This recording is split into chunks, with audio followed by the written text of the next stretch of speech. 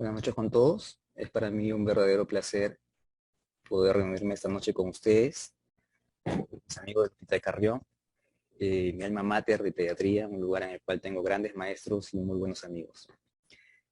Vamos a conversar un poco sobre el shock séptico en pediatría, un tema que me agrada bastante. Estos son los lugares en los cuales trabajo, no tengo ningún conflicto de interés para la presente ponencia. Y la pregunta inicial sería, ¿por qué es importante pensar en shock séptico? ¿Por qué tenemos que tomarnos unos minutos para poder pensar en shock séptico? Y para responder esta parte de la pregunta, les presento parte de lo que es mi tesis de maestría. Yo evalué factores clínicos y epidemiológicos relacionados con la mortalidad por shock séptico en una unidad de cuidados intensivos pediátricos, en la UCI pediátrica del Hospital Rebagliati. El estudio fue en 3 años, del 2018 al 2020. Durante todo este tiempo tuvimos 990 ingresos a la UCI pediátrica, de los cuales 174 pacientes ingresaron con diagnóstico de shock séptico y fueron parte del estudio. De estos 174 fallecieron 51, lo que representa el 29%. Esto es aproximadamente 3 de 10 y casi 1 de cada 3. Es decir, de 3 pacientes que ingresaban con shock séptico a la UCI pediátrica del Hospital Rebagliati, 1 en promedio iba a fallecer. Y estos datos han sido repetidos en diferentes años. Entonces es una enfermedad bastante grave, bastante agresiva, que genera una mortalidad muy importante. Posteriormente, con unos colegas, nos preguntábamos, si bien es cierto, el shock séptico es una enfermedad que mata, pero en comparación con otros problemas de ingreso a la UCI pediátrica, ¿qué tanto más es el riesgo de morir? Para responder a esta pregunta, realizamos un trabajo de investigación que al momento está en fase de recolección. Ya tenemos aprobación del Comité de Ética del hospital. Y evaluamos el shock séptico o el ingreso de la UCI pediátrica y el Hospital Rebagliati como factor de riesgo de mortalidad. Para ello, realizamos un estudio piloto que fue con datos de enero a agosto del 2018. Y evaluamos en ese tiempo 25 pacientes que ingresaron con shock séptico y 155 pacientes que ingresaron con otros diagnósticos. De estos 25 pacientes que ingresaron con shock séptico, fallecieron 11, lo cual representa el 44%, mientras que de los otros 155 pacientes que ingresaron con otros diagnósticos, fallecieron 10, lo cual es el 6%. Entonces, como ustedes verán, 44% de mortalidad versus 6% de mortalidad, hay una diferencia bastante importante. Hicimos un análisis, una regresión ajustada solamente por pacientes con síndrome de postparo o post-sala de operaciones, y vimos que sí había una diferencia estadística.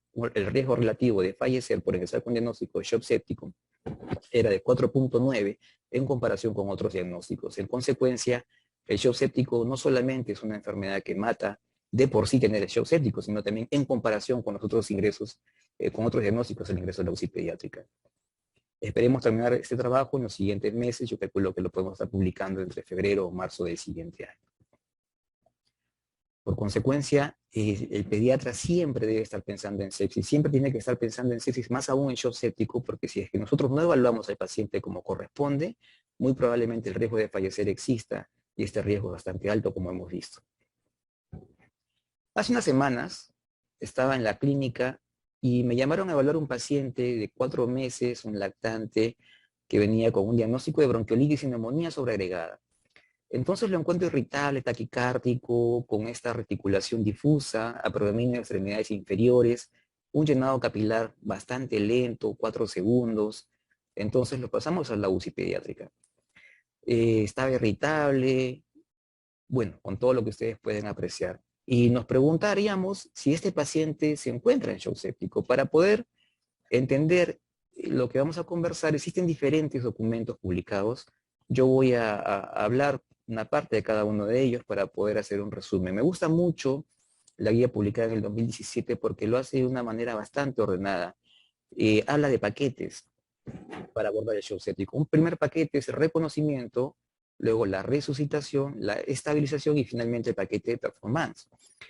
Si nosotros podemos reconocer rápidamente el shock séptico, vamos a poder hacer la primera intervención para mejorar esa condición y luego de ello vamos a poder hacer las demás intervenciones de una manera ya más monitorizada y finalmente con el resultado final vamos a poder reevaluar todo aquello que hicimos bien y mejorar aquello que no hicimos tan bien. Así que vamos a empezar con la etapa de reconocimiento. Si es que yo tengo un paciente, lo que ayuda mucho es evaluar el triángulo de evaluación pediátrica. Nos ayuda mucho para evaluar diferentes condiciones que podrían amenazar la vida. Y este triángulo tiene 3 lados. Uno de ellos se enfoca en la respiración, el otro en la apariencia y el tercero tiene que ver con la circulación. Esto tiene que ver con las recomendaciones con American Heart, que son parte de su libro. Si yo veo a este paciente, lo encuentro echado en una cama, tomando su leche él mismo coge su biberón, entonces empiezo a evaluarlo. Veo la apariencia, interactúa con el entorno, tiene buen tono, tiene los brazos flexionados, dirige la mirada, está tranquilo, no está llorando. Luego veo si tiene esfuerzo respiratorio, está respirando de una manera bastante tranquila, la frecuencia parece ser normal para la posición, para su edad, la posición es la correcta y aunque no podemos escucharlo, no estaba haciendo ruidos sobreagregados. Y finalmente veo su circulación, el color se ve bien, no está ni pálido ni marmóreo, no hay cianosis y aunque no lo descubro en este momento, tampoco tiene petequias. Este paciente se encuentra estable, no tiene una condición de shock séptico. Ahora veamos este otro caso. Es un paciente de la UCI pediátrica en la cual está con fiebre, le han puesto paños húmedos en las diferentes partes del cuerpo para conseguir enfriarlo, está taquicárdico, impresión de estar vasodilatado, si no lo tocara está con frialdad distal, está reticulado, tiene un llenado capilar bastante lento en las extremidades, está taquineico, los pulsos son débiles, se le observa agitado, ya ha presentado oligoanuria, su sensorio se ve alterado y peor aún ha desarrollado hipotensión. Remarco hipotensión porque el hecho de tenerlo o no tenerlo no quita que el paciente se encuentre en shock séptico. Si un paciente tiene todo lo demás o parte de lo demás, evidentemente está en shock séptico, aunque no se encuentre hipotenso. Entonces es muy importante poder hacer esta evaluación inicial para poder reconocer si es que el paciente se encuentra o no en esa condición. La guía de sepsis 3, publicada para los adultos en el 2016, ya valora diferentes parámetros para poder hacer algo más objetivo para poder diagnosticar la sepsis. Y diferentes parámetros como puede ser coagulación, hígado, sistema cardiovascular, nervioso, renal y demás, y evalúa una puntuación en cada uno de ellos. De tal manera que si el paciente tiene un proceso infeccioso demostrado o sospechado, más una valoración de estos puntos de 2 o más, el paciente tiene sepsis. Y si es que luego de ello requiere un vasopresor para mantener la presión arterial mayor o igual de 65 o el lactato se encuentra elevado de más de 2, el paciente tiene shock séptico.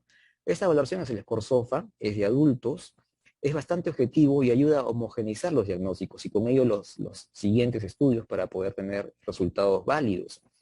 En pediatría no existe un SOFA pediátrico, se ha intentado hacer un estudio, de hecho lo hicieron, esta es una cohorte en pacientes en una UCI pediátrica de 20 camas, usaron datos de manera retrospectiva, menores de 21 años, del 2009 al 2016, y evaluaron con puntos de corte pediátricos los diferentes parámetros del score SOFA de adultos, y observaron que a mayor puntuación, mayor mortalidad.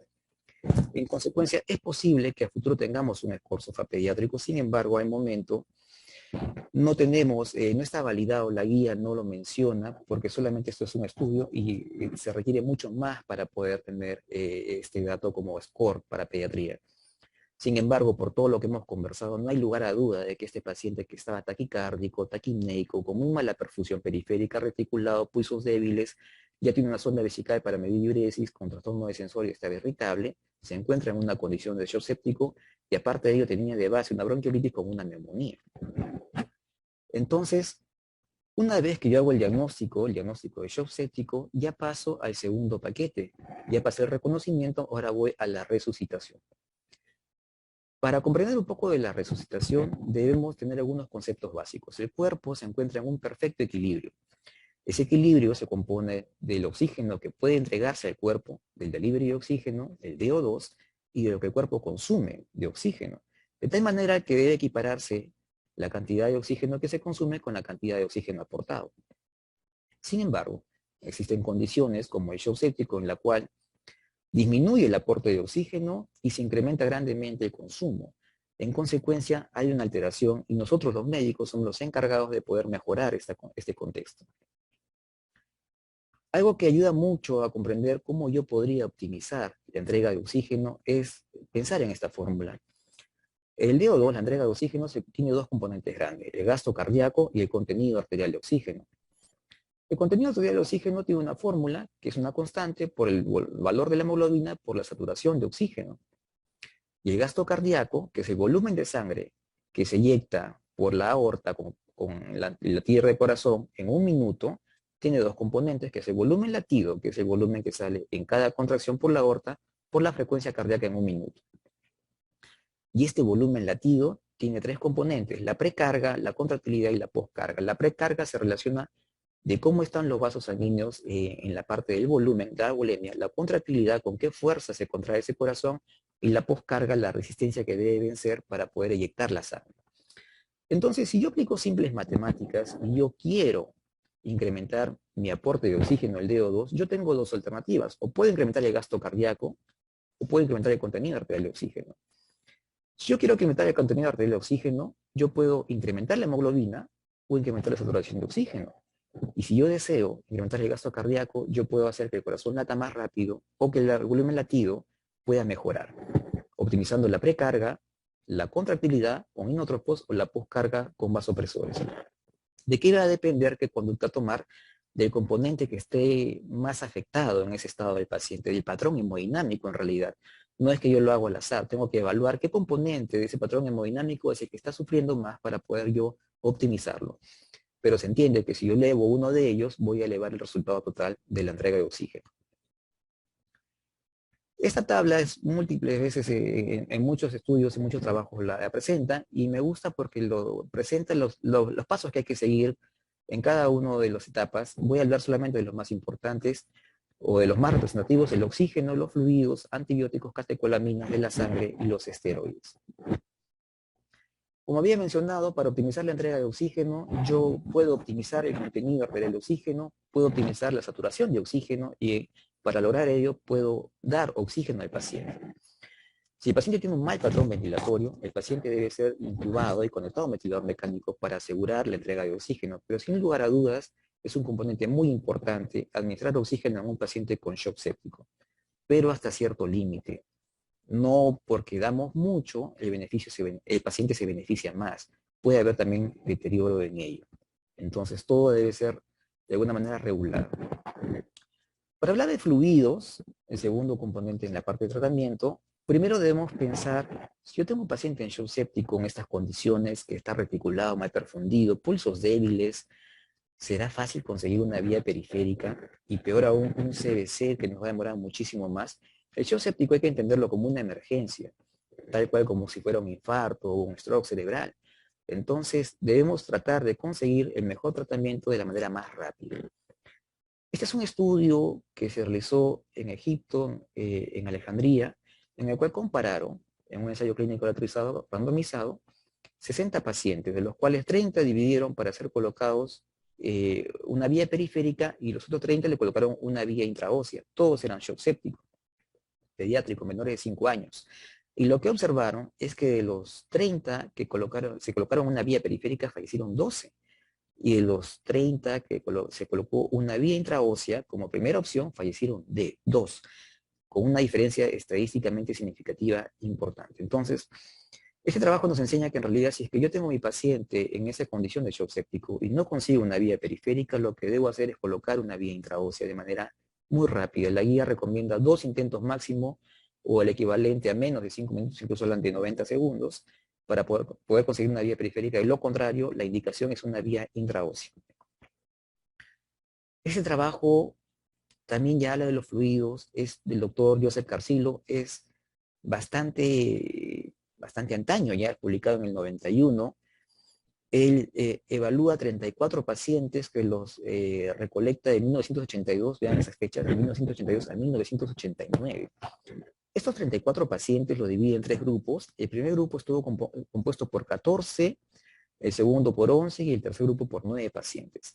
Al primer grupo le administró fluidos como un máximo de 20 mililitros por kilo. El segundo grupo recibió fluidos con un máximo de 40 mililitros por kilo y el tercer grupo 60 mililitros por kilo. Y lo que observa es bastante interesante. De los 14 que recibieron 20 mililitros por kilo, todos eran shock séptico evidentemente, fallecieron 8. Mientras que de los 9 que recibieron 60 mililitros por kilo, solamente falleció 1. La interpretación del trabajo es que a mayor volumen, menor mortalidad. Y es por ello que una de las indicaciones más fuertes para abordar el shock séptico inicial es el aporte de volumen. Este trabajo lo realizó el doctor Carcillo. Luego han habido múltiples trabajos, algunos incluso están en curso, para poder valorar muy bien si esto en verdad es como se planteó en aquel momento. Recordemos que había ese trabajo tiene muchas debilidades estadísticas, sin embargo fue uno de los primeros y uno de los más importantes. Pero el aporte de volumen debe ser medido, porque es posible que nosotros estemos en el agua, estemos dando volumen al paciente y no nos demos cuenta del peligro que esto conlleva. Este es un trabajo chino que se realizó en una UCI pediátrica, evaluó 79 pacientes durante 6 años y comparó 2 grupos de pacientes. Estos 79 los dividió en un grupo que tuvo alto aporte de cristaloides y un grupo que tuvo bajo aporte de cristaloides. Lo que se observa es que aquellos que fueron con alto aporte de cristaloides, alto aporte de volumen, fallecieron 18 de los 39, lo cual representa 46.2%, mientras que en el grupo de bajo aporte de cristaloides solamente falleció el 25%.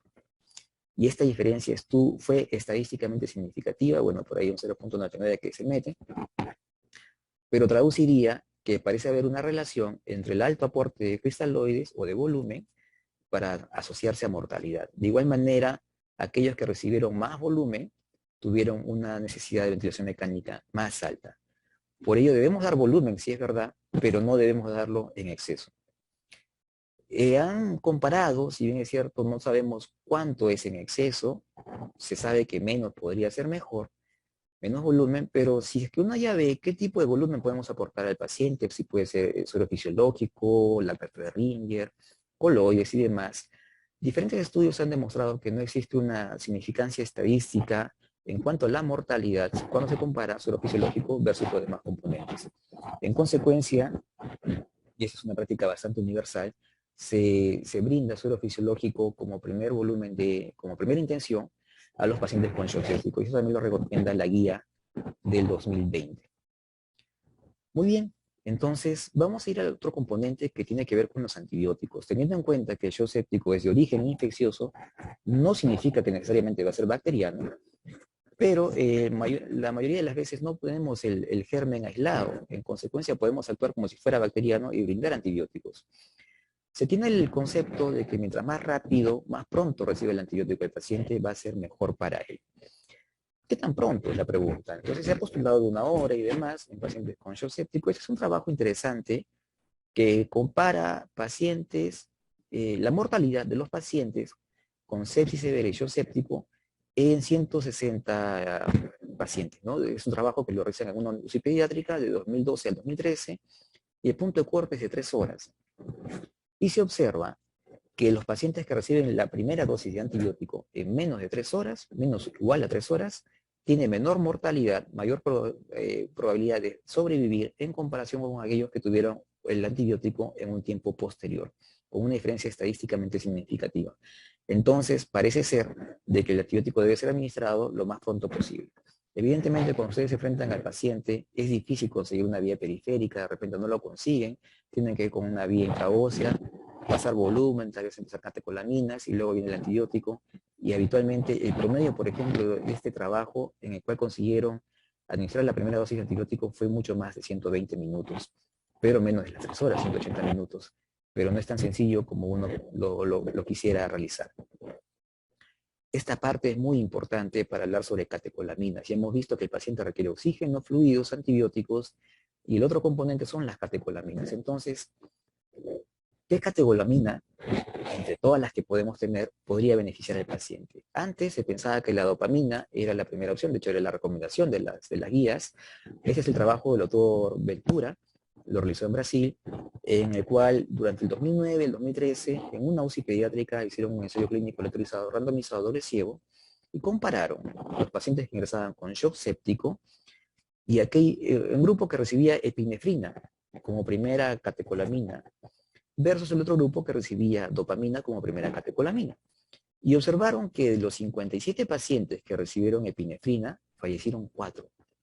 Mientras que de los 63 pacientes que recibieron como primera opción dopamina, fallecieron 13. Y esta diferencia fue estadísticamente significativa. Hubo mayor mortalidad administrando como primera opción dopamina en comparación con aquellos que recibieron como primera opción epinefrina. Y el OR que calculan fue de 6.5 para fallecer. Fue publicado en el Critical Care en el 2015. Entonces, este trabajo muestra que hay una menor mortalidad en aquellos pacientes que reciben epinefrina. Otro trabajo de la India, en el cual también fue en una UCI pediátrica, se realizó en el 2013, el 2014, se publicó en el Pediatric Critical Care en el 2016, evalúa dopamina versus epinefrina, pero teniendo como objetivo principal la resolución del shock, también como secundario la mortalidad, pero la resolución del shock fue el objetivo primario en ese estudio.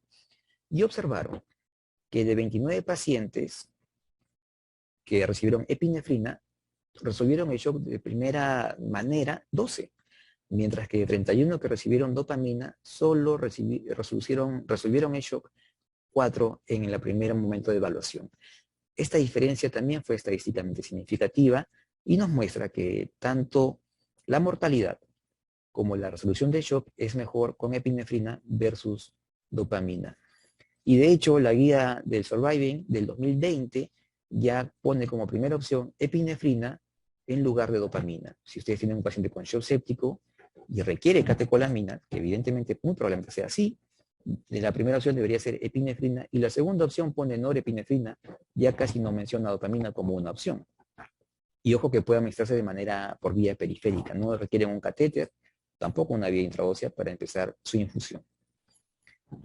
Si ya tenemos el paciente, lo hemos reconocido, hemos intervenido en la etapa inicial, viene la tercera parte que es la estabilización, en la cual consiste ya tener el paciente con diferentes monitoreos para poder tener las mejores decisiones sobre él. Esta es la UCI pediátrica Regoletti, es la cama 4, si no me equivoco, en la cual ya tengo un paciente acá que está conectado al ventilador mecánico, tengo los monitores respectivos, tiene un monitor Paico, un vigileo, está por acá mi ecógrafo, mi libro, por abajo estará el peñita y mi rosario por ahí también, que siempre es bueno.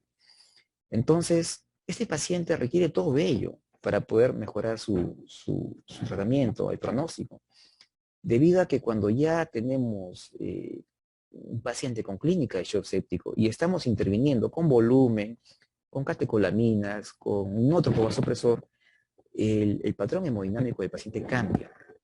Entonces, lo que a mí me parece algo, pues, shock frío puede ser shock caliente, o al revés. Nosotros debemos vigilar de diferentes maneras invasivas y con la ecografía que ayuda muchísimo, qué patrón hemodinámico tiene el paciente para poder tomar las mejores decisiones sobre él. Pasa con frecuencia que clínicamente nos impresiona un shock frío, sin embargo, resulta ser un shock caliente. Y si es que yo para un shock frío uso epinefrina, para un shock caliente debería usar norepinefrina. Veamos este caso, por ejemplo. Este es un paciente en el cual podemos ver que tiene un llenado capilar extremadamente rápido, está chocado. Yo le hago la valoración ecográfica y encuentro que tiene ese tipo de patrón a nivel del corazón, tiene buena contractilidad. Le colocamos una línea arterial y por ahí ven una PVC en la cual se observa que está hipotenso, impresión de variabilidad de presión de pulso, y este paciente tiene un patrón hemodinámico hiperdinámico, en el cual su problema principal es la resistencia vascular sistémica, no tanto la parte del entropismo. En consecuencia, se beneficiaría más de norepinefrina que de epinefrina. Veamos este otro caso. También es un shock séptico. Está intubado ya. Y vean el llenado capilar. Sumamente lento. Yo sigo conversando y todavía se pueden ver mis deditos por ahí. Le hago la ecografía y encuentro este patrón en el corazón. Sumamente débil, lento, sin una adecuada contracción. Tiene incluso cómo se observa la sangre, cómo fluye por ahí en la turbulencia. Este paciente definitivamente se va a beneficiar más de epinefrina y mucho más cosas por la condición en la que se ve que de norepinefrina. Pero evidentemente yo no lo voy a saber, tal vez si es que yo parto de la idea de que todos requieren epinefrina o todos requieren norepinefrina. Existen patrones que van a ir más allá de eso de la evaluación clínica y requieren un monitoreo hemodinámico invasivo y sobre todo con ecografía. Cuando uno trabaja sin la ecografía, en realidad estamos ciegos, no sabemos muy bien cómo está ese corazón. Clínicamente pueden haber algunos datos aproximados, pero no siempre son certeros. mientras que si evaluamos con la ecografía, nos sentimos en la libertad de tomar decisiones con mayor seguridad. ¿Y qué hay de la sangre?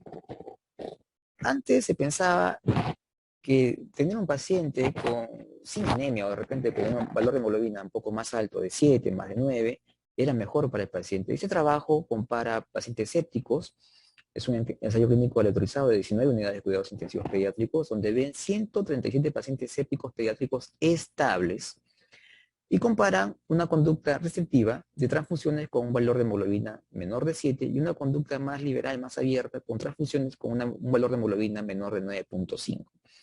Y lo que se observa es que no hay diferencia estadísticamente significativa. El número de fallecidos es del porcentaje de 7 versus 3%, no hay diferencia en la P y tampoco en la mortalidad a los 28 días. Ese trabajo tiene múltiples críticas estadísticas, sin embargo, es un avance para tener una idea de que tal vez tener un valor de 7 o 9.5 en pacientes estables no hace mayor diferencia. Recordemos la fórmula en la cual, si es que yo optimizo el contenido arterial de oxígeno, voy a optimizar la entrega de oxígeno. Y para ello podría decidir transfundir para optimizar el valor de hemoglobina y con ello subir el contenido arterial de oxígeno. La guía del 2020 recomienda transfundir con valores menores de 7 en pacientes estables. Sin embargo, el tema está en que los pacientes con shock séptico están inestables. Y si es que yo empiezo con un paciente en shock séptico inestable, ¿cuál será el valor que se va a beneficiar de la transfusión? ¿Qué pacientes se van a beneficiar de transfusión con un valor menor de 7, menor de 8, menor de 9? No se sabe, en realidad. La guía menciona que hay una brecha en el conocimiento en los pacientes inestables. Sin embargo, parece ser que tal vez tener un valor de 7, de 8, de 9 parece ser lo más seguro para el paciente y mayores de estos valores no le dan un beneficio real, aparentemente. De esto faltan muchos estudios para poder tener la plena certeza. Y al hablar de esteroides, este es un trabajo bastante interesante, es el Corticus, que fue publicado en el 2008 en el New England. Es un ensayo clínico aleatorizado de 52 unidades de cuidados intensivos adultas. Es multicéntrico, multinacional. En el cual compararon administrar hidrocortisona 50 miligramos cada 6 horas endovenoso por 5 días versus el placebo en pacientes con shock séptico. Quería ver como objetivo primario la mortalidad. No hubo diferencia estadísticamente significativa en ese estudio. Entonces, dar corticoides en un paciente con shock séptico me asegura que va a morir menos en comparación con aquel paciente que no le doy. Sin embargo, existen algunas teorías por las cuales se podría pensar que algunos tipos de pacientes, algunos pacientes sí se van a beneficiar del corticoide y otros no tanto. Esto todavía está en estudio, en realidad todavía hay mucha ausencia de conocimiento con buena estadística al momento. Y finalmente, el paquete de performance, en el cual uno tiene que evaluar aquello que hizo y pensar si es que estuvo bien. Todos conocemos a este personaje, a mí me gusta mucho, ese coyote con el correcaminos. El coyote siempre tiene mala suerte, quiere atrapar el correcaminos, se cae, le explota algo en la cara, siempre se queda con hambre. Sin embargo, si el coyote pensara qué es lo que hace bien, como correr rápido, invertir dinero para conseguir objetos, pensar por dónde pasa el correcaminos, reforzar esas actitudes y disminuir aquellas que le juegan en contra, como el caerse y demás, probablemente pueda atrapar al coyote, al correcaminos. Y eso es lo que tenemos que conseguir nosotros, tratar de ver al paciente en un todo y luego de enfrentar, de abordar el problema del shock séptico, definir si es que hicimos algunas cosas bien y poder observar aquellos que pudimos hacer mejor. Y entre todo el equipo, incluido enfermeras, residentes, asistentes, especialistas y demás, poder reforzar aquello que no hicimos tan bien para el siguiente paciente, hacerlo mejor. Finalmente, si se preguntan qué fue mi caso clínico, pues bueno, este paciente, este es un video que en realidad tengo muchos videos, pero este me gusta mucho porque fue muy rápido la respuesta. Acá fue a los 30 minutos y ya estaba bien perfundido en la parte de los miembros inferiores, el llenado capilar había mejorado bastante, la diuresis había mejorado bastante también. Este paciente salió rápidamente del ventilador mecánico, mejoró la neumonía, mejoró la bronquiolitis y ya se encuentra con su mami en su casa. Entonces, si nosotros podemos enfocar el problema de shock séptico desde un inicio, reconocerlo rápidamente, entrar a la segunda etapa de resucitación con lo mejor que podamos y luego estabilizar al paciente ya con una manera de monitoreo invasivo, siguiendo las guías, que han demostrado que disminuye mucho la mortalidad, podemos tener muy buenos resultados en nuestros pacientes. Finalmente, gracias por la invitación. Es un gusto para mí poder compartir con ustedes todo esto que me gusta mucho. Tengo muy gratos recuerdos de mis maestros, mis amigos del Hospital Carrión. Y bueno, simplemente me quedo con ustedes para las preguntas que puedan venir. Muchas gracias.